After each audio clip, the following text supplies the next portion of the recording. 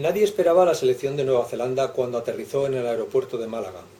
Solo el correspondiente comité de bienvenida con personal de su embajada en España y personal de la organización del Mundial. La selección escocesa se encontró con un centenar de aficionados, la avanzadilla de los miles que habrían de llegar más tarde cuando se aproximara la fecha del primer encuentro.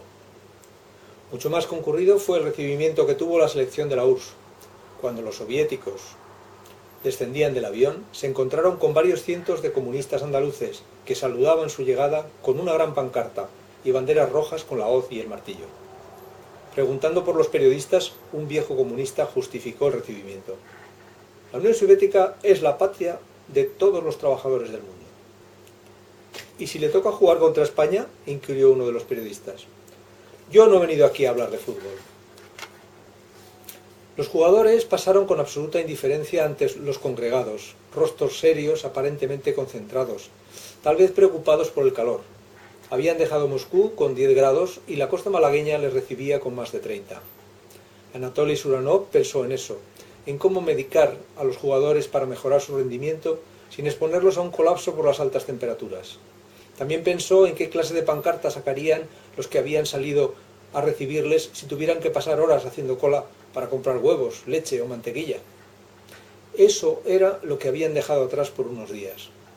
Un país con graves problemas de abastecimiento, con un ejército que llevaba 3 años atascado en Afganistán ante la resistencia de los grupos islámicos armados por Estados Unidos, con una economía desquiciada por la carrera armamentista, con una corrupción galopante que derivaba los alimentos de primera necesidad hacia el mercado negro, con un líder de 75 años, Leonidas Brezhnev, de salud muy delicada, que reaccionaba torpemente ante la tenaza que le apretaban con fuerza Washington y Londres con el respaldo del Vaticano. Suranov tenía claro que la Unión Soviética se desmoronaba y aquella exhibición de banderas rojas al llegar a España solo le ocasionaba malestar, desazón, melancolía. Pero peor fue lo que experimentó después al llegar al hotel donde se alojaban en los alrededores de Fuengirola.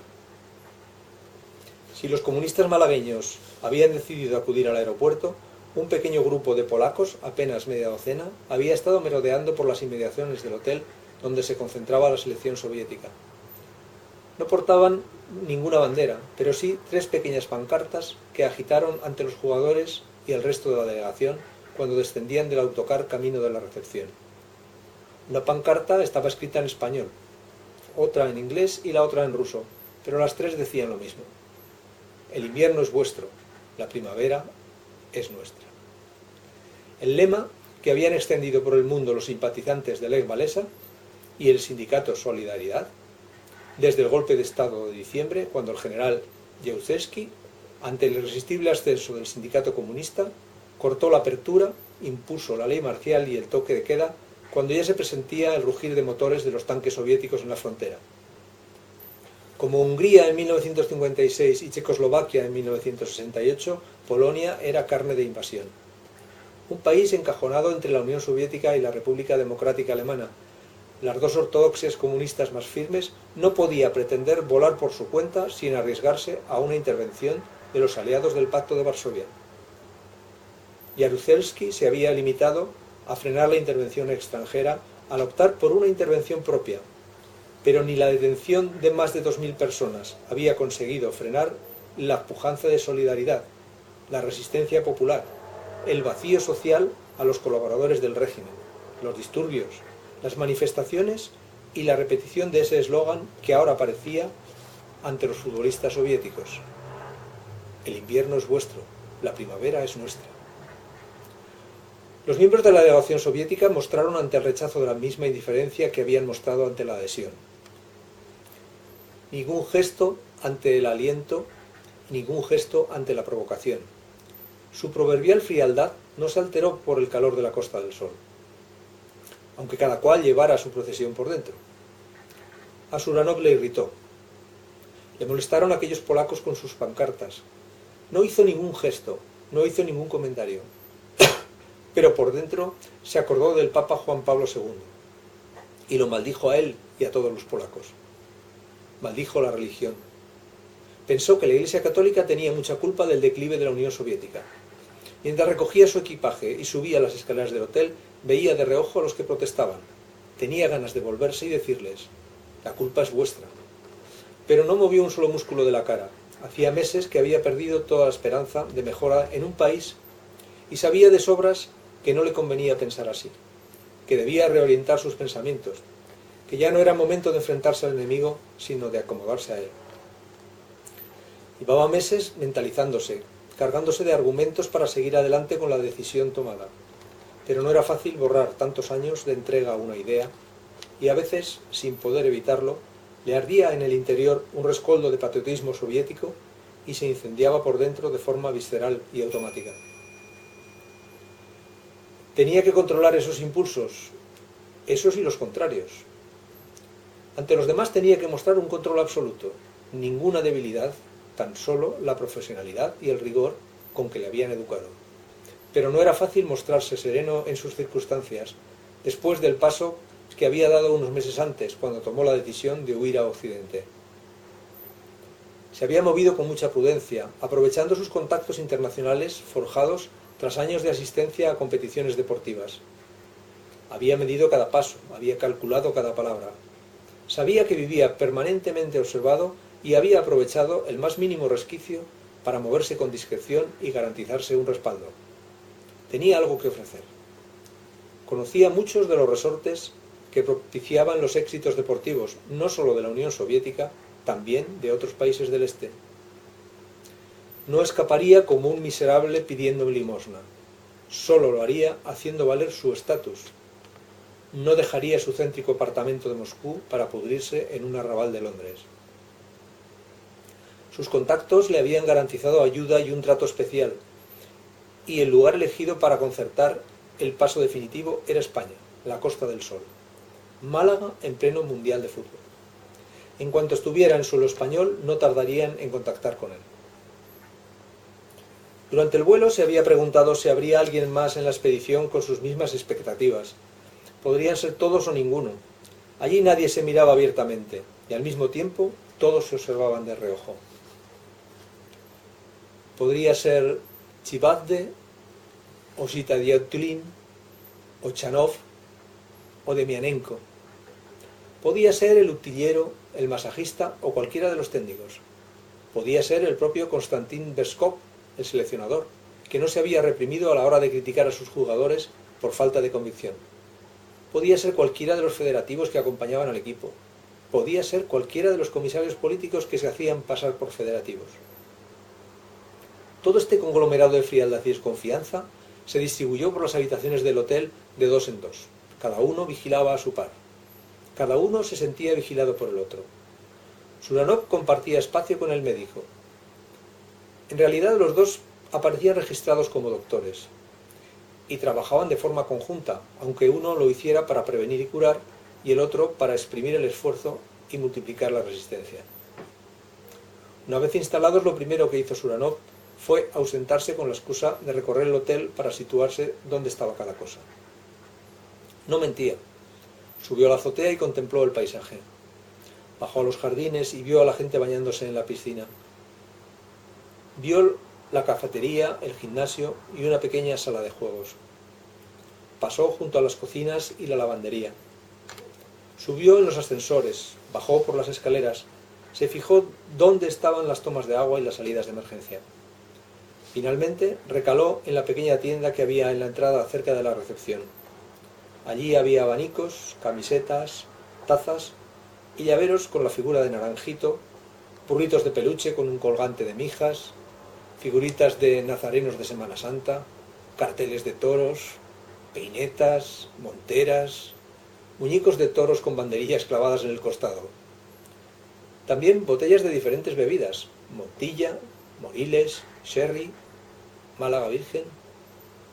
Ninguna de las oscuras le interesó. Suranov señaló aquella cuyo color le recordaba más al vodka. La dependienta le dijo que era aguardiente de Ojén. Suranov no entendió nada. Preguntó: ¿gin? ¿Ron? Y la chica insistió que era aguardiente de Ojén. Suranov cogió la botella en sus manos. Intentó descifrar algo de la etiqueta, pero solo entendió los grados y el precio. Sacó la cartera, observó el dinero español que le habían suministrado para gastos Extrajo un billete de 500 pesetas y pidió 2 botellas de ese licor. Después volvió a la habitación. Cuando bajó a cenar, ya conocía el sabor y los efectos del aguardiente de Ojén. Se acomodó en la mesa que le correspondía con parte del equipo técnico y comentaron algunas trivialidades sobre el hotel, la temperatura y los planes para el día siguiente. Su cenó rápido y se retiró sin tomar el postre. La excusa que dio fue que siempre caminaba un rato después de la cena, algo muy saludable antes de acostarse. No dijo que esas eran las instrucciones que tenía, salir a pasear alrededor del hotel y llevar encima un encendedor porque alguien se acercaría a pedirle fuego. Además del encendedor, echó en el bolsillo su pequeña petaca rellena con aguardiente de Ojén. Salió por la puerta principal. Miró a ambos lados, enfiló hacia la derecha y comenzó a rodear el complejo hotelero en el sentido de las agujas del reloj. Dio una vuelta completa y lo celebró con un traguito de Ojén. Luego dio otra. Cuando se hallaba dando la tercera vuelta y la petaca de aguardiente ya iba por la mitad, al pasar por la zona de aparcamiento en la parte posterior del hotel, vio venir hacia él a un joven hombre alto, de complexión normal y pelo color castaño. En la mano derecha, entre los dedos, llevaba un cigarrillo apagado.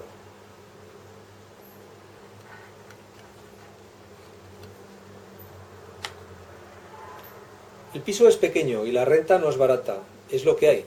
Málaga, Costa del Sol, Mundial de Fútbol. No importa. Estarán pocas semanas. Hay una cocina, un baño, un salón y 2 habitaciones. Se han distribuido así. Josu ocupa la habitación pequeña.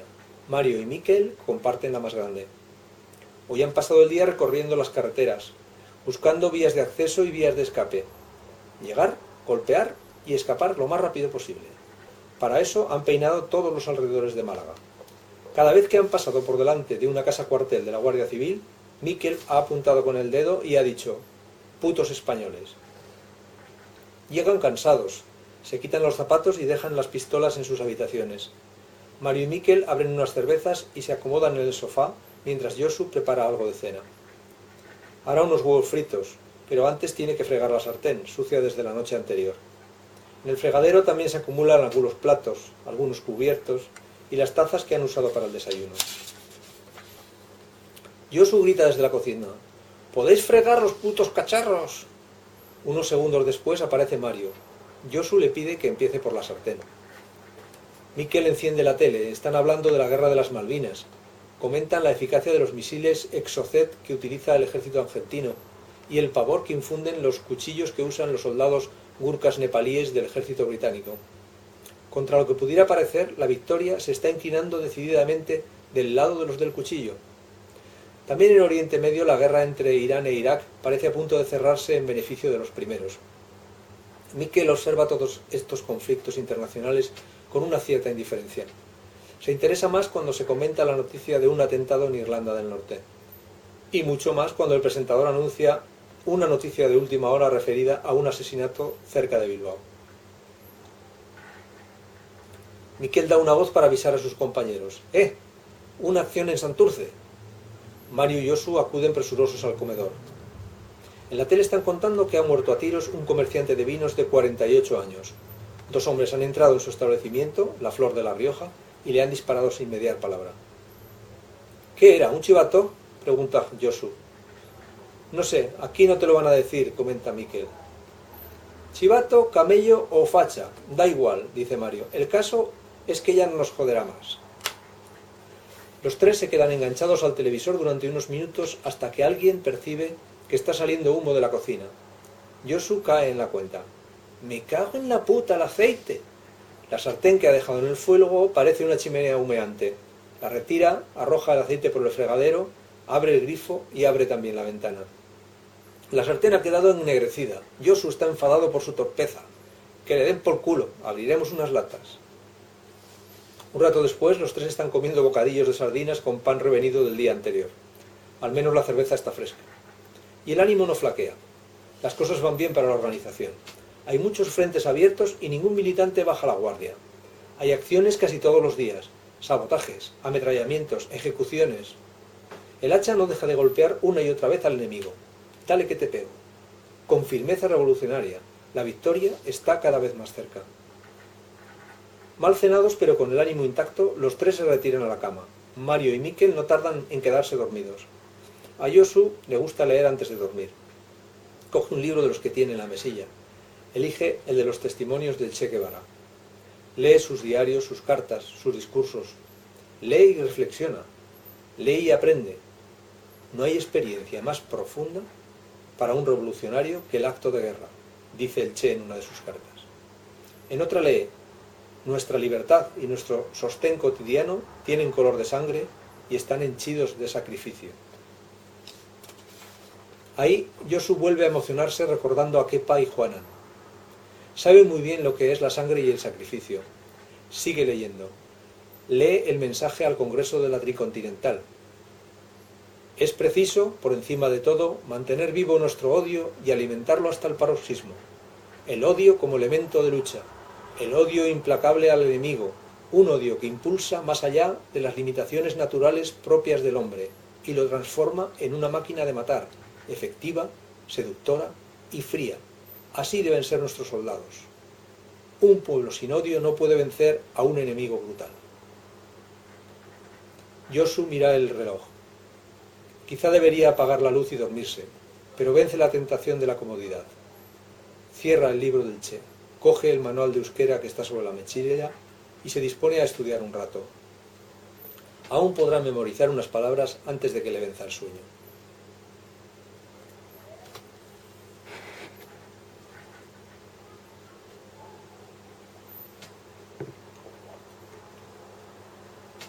Mainar selecciona muy bien las horas para llamar a su exmujer e interesarse por la niña. Procura hacerla en un momento en que tenga la certeza de que quien va a coger el teléfono no sea el padre de Lucía. Tampoco le resulta agradable que quien descuelgue al otro lado sea la madre, pero con ella se siente menos violento. Sabe que ha perdido por completo la estima de sus antiguos suegros, de los dos, pero así como la mujer procura al menos mantener las formas, su marido no puede esconder la hostilidad que siente ahora por él. Esta vez ha tenido suerte. Quien coge el teléfono en la vivienda de los Barcenilla, en la Academia General Militar de Zaragoza, es Lucía. Lo hace con la frialdad que es norma desde que se separaron, pero con la corrección y el tono educado tan habitual en ella. Apenas se saludan protocolariamente antes de hablar de la niña. ¿Cómo está Laura? Feliz, como siempre. ¿Te da mucho trabajo? No tanto. Aquí estoy muy arropada. Siempre hay alguien para echar una mano. A ver si puedo escaparme a Zaragoza cuando acabe el Mundial.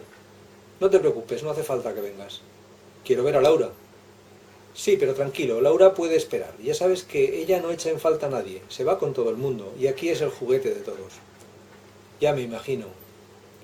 No creo que te lo imagines bien. Tú nunca has tenido simpatía por los cuarteles y la academia tendrá muchos defectos, pero cuando alguien tiene un problema, todo el mundo se vuelca con él. Lo sé, bueno, ya te avisaré de cuándo voy. De verdad que no hace falta que vengas. Además ya sabes que mi padre no quiere verte. ¿Y porque tu padre no quiera verme no tengo derecho a ver a mi hija?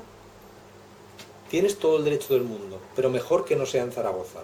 Ya quedaremos en Madrid o en otro sitio. Mientras tanto, es mejor que todo siga como está. Cada uno cumplimos nuestra función. Yo cuido de la niña y tú mandas el dinero para que no le falte de nada. Así todo estará bien. Por alguna extraña razón, por algo que no viene a cuento, Mainar recuerda los días opuestos a estos días de hielo. Recuerda los días del embarazo. Los días en que salían juntos a comprar cosas para el bebé que estaba por venir.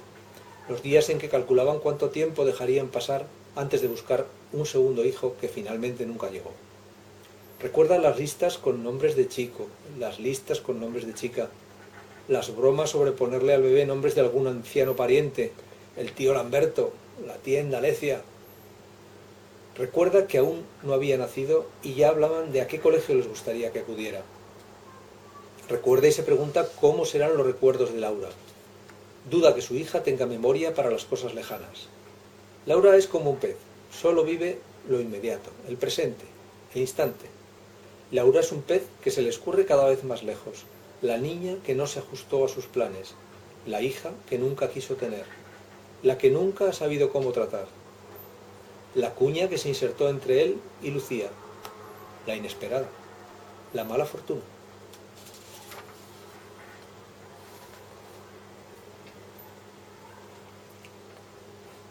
La madre de Verónica le pasa la esponja con suavidad por toda la piel. Lo hace mientras canturrea una coplilla. Es una canción de amores tortuosos que a Verónica le hace sonreír. Le pregunta a su madre si no conoce alguna más alegre, alguna en que los maridos no sean tan malos ni las esposas tan sufridas. La madre de Verónica canturrea otra y luego otra. A veces son graciosas y a veces son tremendas. Todo vale con tal de ver sonreír a Verónica.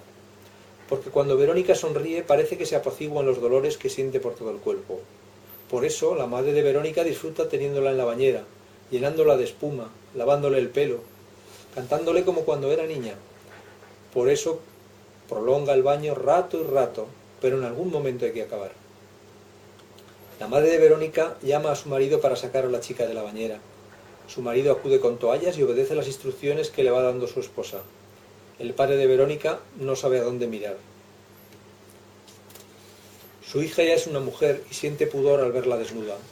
Siente pudor y siente horror. La recuerda como era, una chica guapa, esbelta, con curvas, y la ve como un saco de huesos. Se le marcan las clavículas, los omóplatos, las costillas, los pómulos, las caderas. Donde antes había carne, ahora hay pellejo.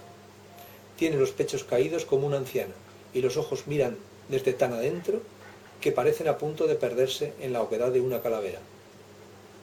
El padre de Verónica mira hacia todos los rincones para no mirarla a ella, pero en cada giro, en cada cambio, en cada movimiento, va cruzándose con retazos de Verónica. Le pasa en el baño y le pasa en la habitación, mientras ayuda a su mujer para ponerle el camisón y acostarla. Todo recuerda demasiado a cuando Verónica era un bebé. Todo salvo que ya es mayor y ellos también son mayores, y ya no hay más niños en la casa. Cuando vuelven al salón después de dejar a la chica acostada, el padre de Verónica se derrumba y le dice a su mujer que la chica va a morirse, que todos los días muere alguien por la colza, que es un lento goteo, que nadie va a salvarse, que a la chica la envenenaron y la van a matar. La madre de Verónica se enfada, le reprocha que tenga estos pensamientos, le reprocha que los diga en voz alta, le reprocha que no se enfrente con más coraje a la desgracia.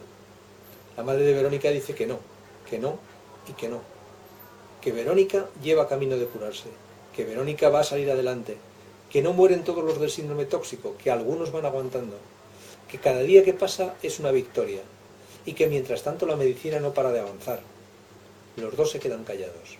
El padre de Verónica permanece compungido. En la tele hablan del ascenso del Málaga a Primera División.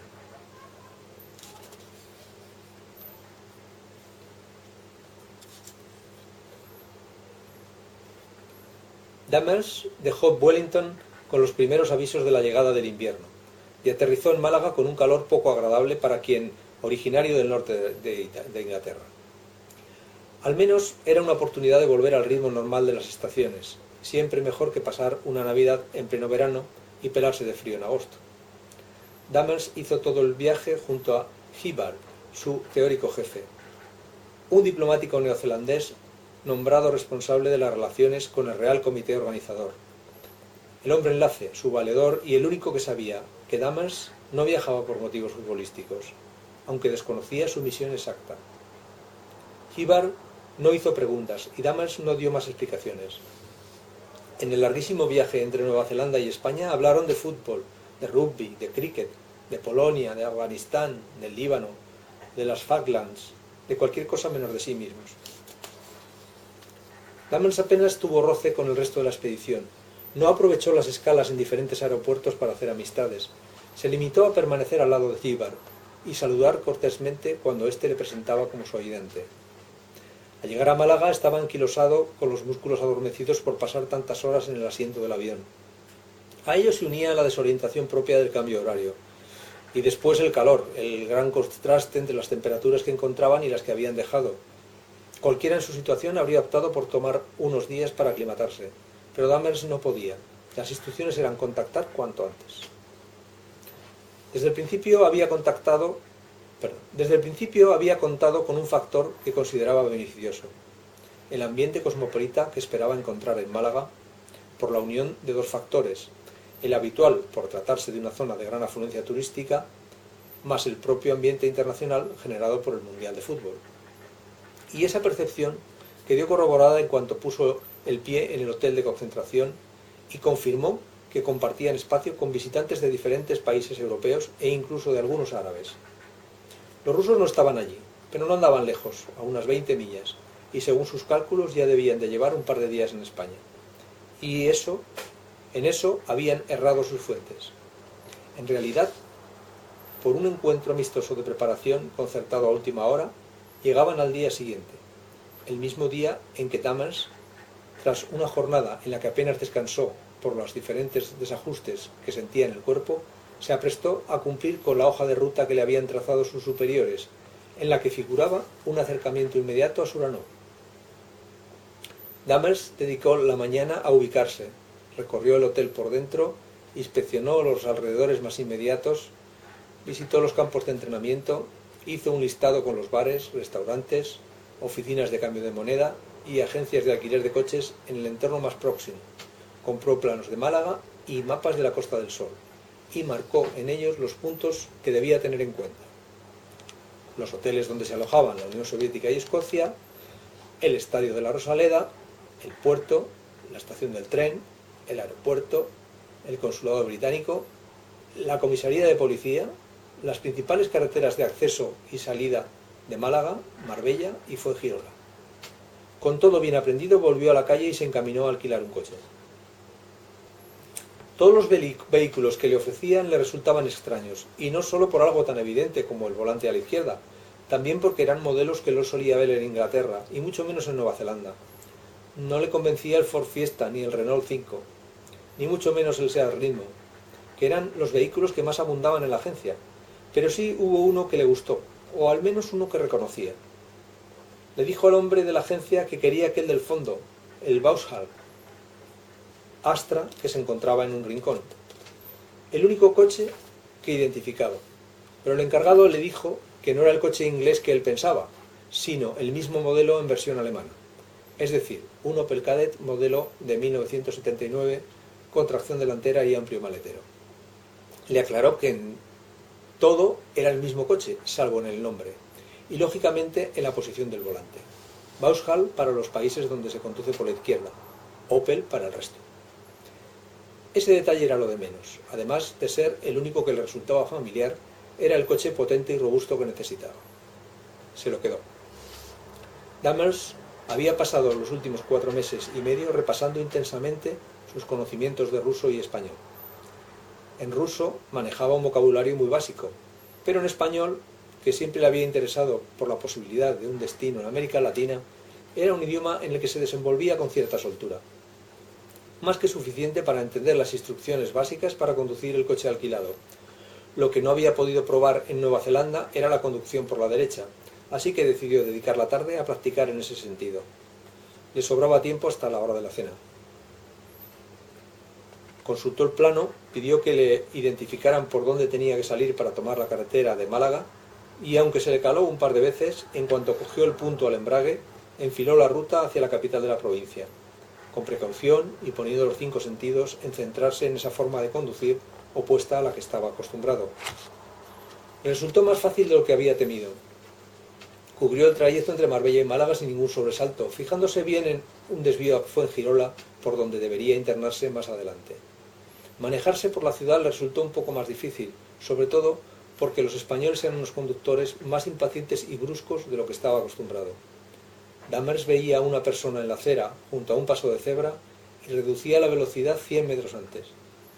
Entonces recibía los bocinazos de los coches que venían por detrás, acostumbrados a frenar a última hora y con el peatón cruzando la calle, o por lo menos asomando el pie sobre la calzada, haciendo el ademán de disponerse a cruzar. Nadie se detenía solo porque hubiera parado alguien en la acera. Solo Dammers, con un sentido británico de la conducción que enseguida comprobó que chocaba con el carácter de los conductores meridionales. En la ciudad siguió las avenidas más anchas que le salieron al paso. Después llegó hasta el mar y lo fue bordeando hasta que encontró un buen sitio para detenerse, junto a un chiringuito playero, y decidió celebrar su pericia como conductor continental, tomándose una cerveza muy fría. Después reemprendió la marcha. Salir de Málaga le costó más que entrar. Buscaba ansioso los carteles que marcaran la dirección de Fuengirola y Marbella, pero a veces llegaba a un cruce sin esa referencia y no siempre elegía la vía adecuada. Finalmente, tras algunos rodeos, idas y venidas, consiguió orientarse y seguir la carretera de la costa hacia el oeste. Paró en Torremolinos, lugar que asociaba a las agencias de viajes de su país, donde era un destino turístico muy popular para las vacaciones veraniegas. Pudo comprobarlo por sí mismo cuando, dando un paseo por la playa, reparó en la presencia de varios negocios regentados por británicos. Entró en uno de ellos y, mientras tomaba una cerveza, charló con el propietario, un hombre originario de Portsmouth. Dammers se interesó por el ambiente de la Costa del Sol y por las perspectivas de cara al Mundial. El hombre estaba expectante por la llegada de los aficionados escoceses y lamentaba que los otros equipos ubicados en Málaga no aportaran aficionados. Dammers le dijo que se consolara, que en todas las sedes pasaría lo mismo. Difícilmente se vería a aficionados argelinos en Gijón, hondureños en Valencia o polacos en Vigo. En ningún momento se identificó como miembro de la delegación neozelandesa. Prefirió ejercer el papel de lo que parecía, un inglés de vacaciones, como tantos y tantos que pasarían por allí de mayo a septiembre. Después de una segunda cerveza, Dammers se despidió, prometiendo volver a visitarle. Al montar de nuevo en el coche, repasó el plano. Había llegado el momento de acercarse al hotel de la delegación soviética. Aunque su misión era puramente explorativa, de su informe dependía que se actuara cuanto antes si se decidía ayudar a Suranov a pasarse a Occidente. Y los plazos dependían mucho de si la Unión Soviética se clasificaba o no para la segunda fase. En este caso, en el caso de quedar eliminada en la primera fase, el tiempo para actuar se estrechaba considerablemente. Dando por hecho que Brasil seguiría adelante y que Nueva Zelanda se quedaría fuera, estaba por ver si era la Unión Soviética o era Escocia la que acompañaba a los brasileños. Como los escoceses eran los únicos que iban a contar con el apoyo de miles de aficionados en las gradas, resultaba bastante factible que Escocia dejara fuera del Mundial a los soviéticos. Ese era motivo suficiente para no perder un minuto. Mientras conducía de forma casi mecánica, encendió la radio del coche. Era otra manera de practicar el español, aunque comprobó que era notablemente más difícil entender en una lengua extranjera a personas a las que no veía la cara. Aún así captó lo principal de lo que comentaban en el programa que sintonizó. Después de todo, la conversación giraba en torno al fútbol. Pero no era el campeonato del mundo el tema del que hablaban. Se ocupaban del fichaje de Maradona por el Barcelona. Solo captaba parte de lo que decían, pero entendió lo principal. El escándalo que suscitaba, el dinero que se había pagado por ese jugador, una cifra que repitieron bastantes veces como para que Dammers la entendiera bien. 500 millones de pesetas. Dammers aún calculaba cuánto dinero era eso en libras esterlinas cuando llegó al hotel de concentración de la selección soviética y buscó un lugar discreto donde aparcar el coche. Calculó unos 2,5 millones de libras. Le pareció una cifra sorprendente para un país al que tenía por un tanto atrasado. Pensaba en eso y en no rozarse mientras maniobraba con los coches que tenía a la derecha e izquierda, cuando vio pasar por el otro extremo a un hombre que parecía estar paseando. Dammers le observó con atención mientras completaba el recorrido por la parte posterior del hotel hasta perderse tras girar por detrás de unos alibustres. Procesó los datos de la hora, el lugar y su apariencia física, y dijo: si vuelve a pasar, es nuestro hombre.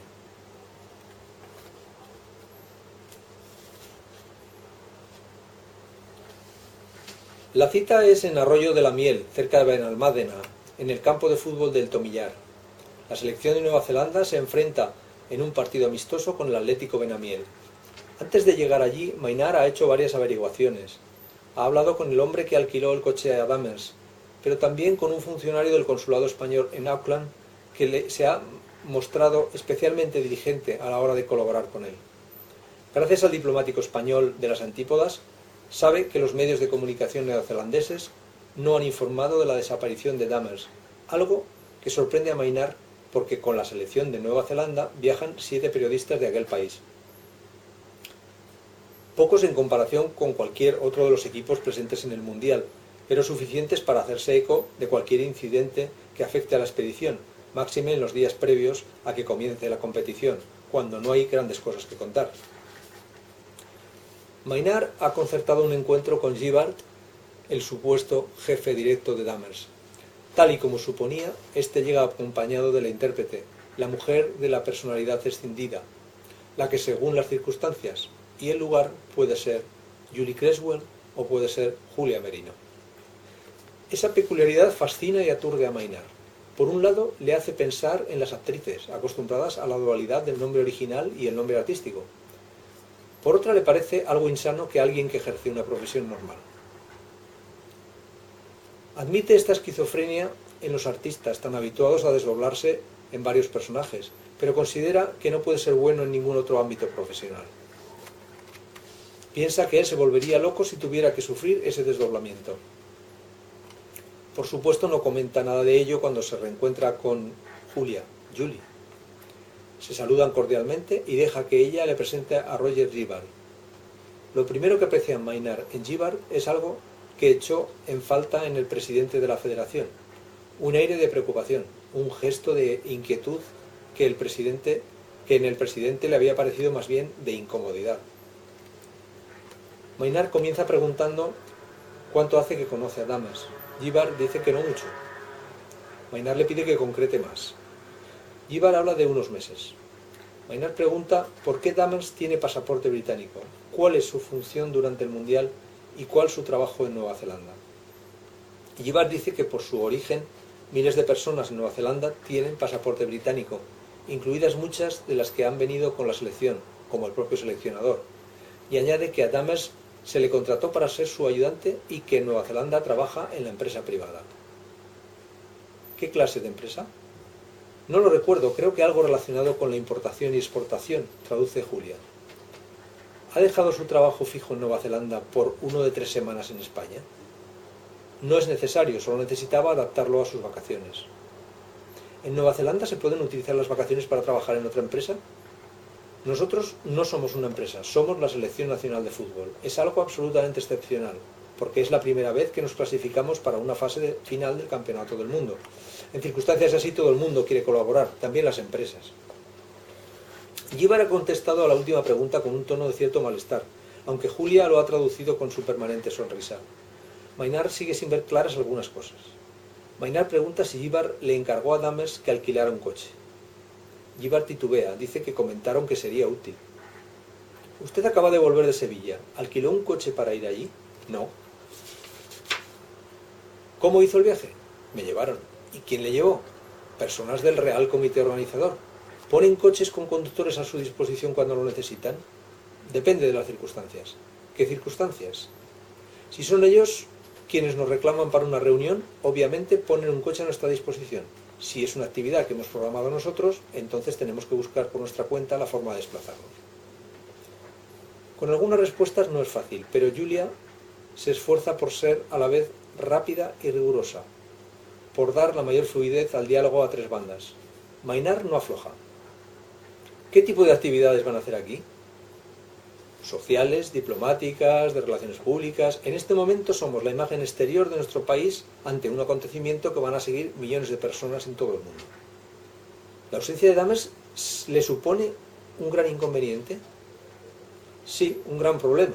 Recuerde que además de Málaga tenemos que jugar en Sevilla y hemos previsto actividades en ambas sedes. Para mí supone un gran inconveniente. ¿Está preocupado por él? Por supuesto, ¿cómo no iba a estarlo? Quiero decir, si teme que le haya ocurrido algo malo. Desgraciadamente sí. Solo puedo temer que le haya ocurrido algo malo, porque de otra manera ya habría entrado en contacto conmigo. ¿Se le ocurre qué clase de percance podría haber sufrido? Solo se me ocurre que sea algo relacionado con el coche, un accidente. Pues descártelo. Ni la Guardia Civil ni los hospitales tienen noticias de Damas. No puedo descartarlo. En Nueva Zelanda un hombre cayó con su coche por un barranco y sobrevivió 7 días herido hasta que lo encontraron. Sin agua y sin alimentos. No comió nada y bebió agua de lluvia. Pues lamento robarle las esperanzas, pero si es eso lo que le ha pasado a Damas, aquí no ha caído ni gota en las últimas semanas. Estamos atravesando una de las peores sequías de los últimos años. De cualquier forma, me extrañaría que esa fuera la causa de la desaparición. ¿Ha pensado en un secuestro? De ninguna manera. ¿Por qué habría de pensar en un secuestro? Porque es preferible a pensar en un asesinato. La frase de Maynard ha motivado un gesto de sorpresa en la traductora y un gesto de rechazo en Gibbard. Ha sido crudo, contundente, Ha dicho lo que tiene la obligación de pensar, lo que le dicta la experiencia. Cuando alguien desaparece sin ningún motivo, tiempo después suele aparecer muerto. Y nada hace pensar que Dahmer tuviera algún motivo para escabullirse en España, un país que, según le confirman, nunca antes había visitado. El perfil de Dahmer solo predispone para enfrentarse a una desaparición desgraciada, y es mejor hablarlo sin tapujos cuanto antes. En cualquier caso, Maynard sospecha que le ocultan algo, aunque todavía no sabe qué es. Habría tenido más indicios con cualquier otro equipo si el desaparecido fuera argentino, inglés, alemán, ruso, kuwaití, incluso de Irlanda del Norte. Pero Nueva Zelanda, prácticamente la cenicienta del Mundial y un país neutro, anodino, lejano, desconocido, deja pocos resquicios para encontrar enemigos claros. Es inevitable inclinarse hacia un hecho casual. Lo más obvio, pensar que Dahmer recogió a alguien en el coche, que ese alguien le robó, lo mató, lo arrojó al mar o lo dejó tirado en alguna cuneta y desapareció con el vehículo lo más lejos que pudo. Es lo que dicta la lógica, lo más sencillo, lo más frecuente en casos así. También se sabe que el Mundial atrae a muchos delincuentes hacia las diferentes sedes, aunque el perfil que la policía espera mayoritariamente no es el de un atracador violento, sino el de los pícaros, el de los habilidosos y pacíficos carteristas que ya están desplegándose por todas las sedes del Mundial para desplumar a los turistas más desprevenidos. Maynard sigue preguntando.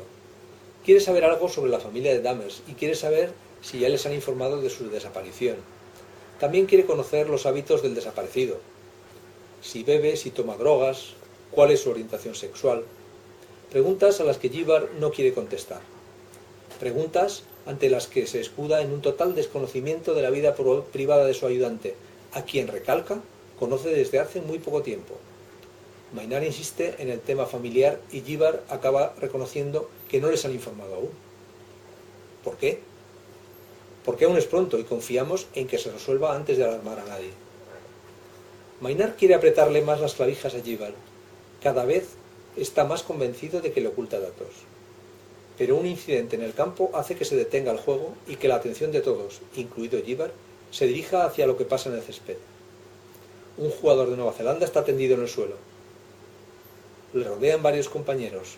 Nada más verle, el masajista hace el gesto al médico para que acuda. El jugador se retuerce de dolor y la cara de preocupación se extiende por toda la expedición neozelandesa. Gibbard se excusa ante Maynard y le deja plantado para acudir junto al seleccionador y el resto del equipo técnico, que observan con inquietud desde el banquillo. Maynard se queda a solas con Julia. Esta vez no sonríe tanto como el día que la conoció. Cuando me contrataron, no me imaginé que tendría que hacer este tipo de traducciones. Lo siento, me limito a hacer mi trabajo. Debe ser un trabajo duro quitarle las esperanzas a la gente. ¿Quitar las esperanzas? ¿Por qué lo dices? Nos has dado dos alternativas sobre Dahmer: secuestro o muerte. ¿Acaso te parece mejor la teoría de Gibbard de un hombre agonizando en un coche que se ha despeñado por un barranco? Supongo que habrá alguna posibilidad intermedia, menos pesimista. Dime cuál. ¿Que Dahmer se ha jugado con una española a la que conoció nada más bajar del avión? ¿Que está haciendo turismo por Andalucía y se le olvidó pasar a avisar de que pasaría unos días fuera? ¿Que ha sufrido un ataque de amnesia y vaga desorientado por las playas de la Costa del Sol? Ha podido tener un accidente menor, algo que simplemente le impida ponerse en contacto con nosotros. Hemos rastreado todos los centros sanitarios de la provincia de Málaga y las provincias limítrofes. En ninguno hay noticias de él. Pues no sé, algo le habrá pasado. Sí, eso nos tememos, que le ha pasado algo. Si Gibbard nos diera más detalles, quizá podríamos afinar más en la búsqueda, pero me temo que hoy ya no contestará más preguntas. Maynard señala hacia el campo. El jugador lesionado está siendo retirado en una camilla. Julia le pide que aguarde un momento mientras le informa de la situación. Tarda poco, regresa rápidamente tras hablar con Gibbard y con el médico de la selección. Ha sufrido un golpe en la rodilla y parece que la lesión es grave. Van a llevarlo a una clínica para hacerle una exploración. Mr. Gibbard va a acompañar al médico y yo también. Entonces retomaremos la conversación en otro momento. Espero que no sea tan grave la lesión. Yo también. El lesionado es Grant Turner, la estrella del equipo. Vaya, no se puede decir que hayan entrado en España con buen pie. No, desde luego, espero que por lo menos para la vuelta estemos todos y enteros. Maynard abandona el campo del Atlético Benamiel rumiando varias sospechas. La primera, que la expedición neozelandesa está agafada. La segunda, que Dammers tenía encomendada alguna tarea diferente de la que nos están contando. No se le ocurre cuál. O al menos no se le ocurre una función que conlleve mucho secretismo y pueda conllevar algún riesgo. Podría ser el encargado de elaborar informes sobre los otros equipos, pero ese espionaje deportivo está asimilado por todos y no supone ningún peligro. Podría ser personal de seguridad, incluso ser policía, pero tampoco parece que ese pueda ser un problema para los neozelandeses. Se pregunta si se puede traficar con algún producto desde Nueva Zelanda. Armas, drogas, oro, joyas, animales exóticos. Nada le cuadra. Otra opción son los líos de faldas o de pantalones. No lo descarta, pero le parece poco probable. Sabe que muchos de los jugadores y técnicos han viajado con sus familias, que hay más mujeres en la expedición además de Julia. Pero el arrebato pasional no entra en sus cálculos. Tiene que ser otra cosa. De camino al coche entra en una cabina, llama a comisaría, pregunta si hay alguna novedad. Navas le dice que no en cuanto a los neozelandeses, pero sí en relación con los escoceses. 2 autobuses de seguidores del equipo británico han sido quemados en el aparcamiento de un hotel de Torremolinos. Un hombre ha telefoneado al Diario Sur para reivindicar el atentado en nombre de la AAA, la Alianza Anticomunista Argentina, por la Guerra de las Malvinas. Maynard comenta que se encuentra muy cerca de Torremolinos y que se pasará por el lugar. De camino hacia allá le cuesta creer en la existencia de un comando de la extrema derecha argentina en plena Costa del Sol. Bastante faena tienen en casa, un país que se desangra con cientos de jóvenes soldados que caen como moscas en las gélidas islas que la Junta Militar ha decidido invadir y con ciertos de jóvenes izquierdistas a los que la dictadura ha hecho desaparecer en los últimos años. Cuando llega al lugar de los hechos, Maynard se encuentra con varios policías municipales y nacionales, y también con el inspector Wright y sus compañeros de Glasgow. Junto a los 2 autobuses calcinados, Wright le cuenta que no ha habido testigos del ataque, tan solo unas personas que han visto un par de motocicletas alejándose después de las explosiones.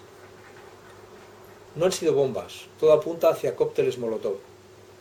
Tal vez incluso un ataque directo a los depósitos de combustible de los 2 autocares. Nadie ha resultado herido, viajeros y conductores estaban en sus habitaciones. Se trataba de uno de los primeros grupos de aficionados escoceses llegados a Málaga. Wright le pregunta a Maynard si da credibilidad a la reivindicación de la AAA. Por supuesto que no. ¿Alguna sospecha?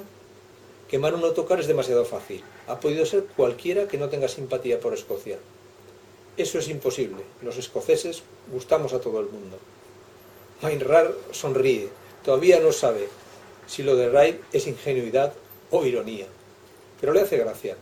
Quizá tenga razón. Cuando un español piensa en Escocia, piensa en whisky, en gaitas, en hombres con faldas, en castillos con fantasma y en el monstruo del lago Ness. Al propio Maynard le cuesta asociar a los escoceses con la señora Thatcher, con las Malvinas, con Gibraltar. Pero son británicos. Quizá quien ha quemado los autocares tenía bastante con ver su volante a la derecha para considerarlos parte de la flota enemiga.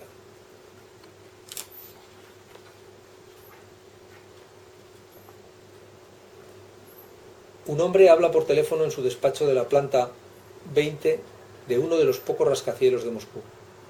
Al finalizar la conversación sale de su oficina, se dirige al ascensor y marca el botón de la planta 26. Allí le comunica a una secretaria que necesita hablar con el camarada Mengelia. La secretaria le dice que espere. 5 minutos después, su superior la recibe delante de un gran mapa que abarca toda el área del Mediterráneo. Tras un breve saludo, el hombre va al grano. Tengo 2 noticias de Madrid y las 2 son malas. Empiece por la peor. España ha consumado su ingreso en la OTAN. Ya. ¿Y no deberían hacerlo en la cumbre de Bonn? Se han adelantado un par de semanas y han entregado el documento de adhesión en Washington. Así que finalmente se han atrevido en plena guerra de las Malvinas, con la OTAN apoyando a los británicos y el gobierno español mostrando su comprensión con los argentinos. Exacto, y con grandes manifestaciones en contra del ingreso y con la oposición anunciando que hará un referéndum en cuanto llegue al poder. Redacte una nota. Diga que lamentamos la integración de España en el bloque agresivo, que la política armamentística de Reagan y sus aliados es la mayor amenaza para la paz mundial y que en ese contexto la decisión española supone un desequilibrio y un nuevo desafío a los países socialistas. ¿Cuál es la otra noticia? El gobierno español ha ordenado la expulsión del director de Aeroflot en Madrid. ¿Otra expulsión? ¿Cuántas llevamos? 10 en 5 años, desde el restablecimiento de las relaciones diplomáticas. Bien, expulsaremos inmediatamente al delegado de Iberia en Moscú. A todo esto, ¿qué hacen los comunistas españoles? Discutir entre ellos y fragmentarse. Acaban de sufrir otra escisión tras los malos resultados en las elecciones regionales de Andalucía. Pensaban que distanciándose de nosotros llegarían a algo, pero el eurocomunismo es un fracaso. A nadie le gustan los sucedáneos. Están diluidos, descafeinados, como si hubieran consumido todas las fuerzas en la lucha contra Franco. Aquello ya solo lo agitan los vascos. Sí, y siguen muy activos, no menos de 3 atentados por semana. Volverán a provocar a los militares, si se dan prisa, a lo mejor hasta se paraliza el ingreso en la OTAN. Me temo que ni siquiera eso garantizaría una marcha atrás. Tenemos muy reciente el caso de Turquía. El hombre señala hacia el mapa que su superior tiene detrás en la pared. Mengele se levanta, pasea su mirada por el contorno del Mediterráneo. Lleva sus ojos de este a oeste, desde Turquía hasta España, y acaba señalando con el dedo sobre Argelia. Desde aquí también se puede hacer mucho daño, dice con un gesto agrio que no pasa inadvertido a su subordinado. Procuremos que no les falte de nada.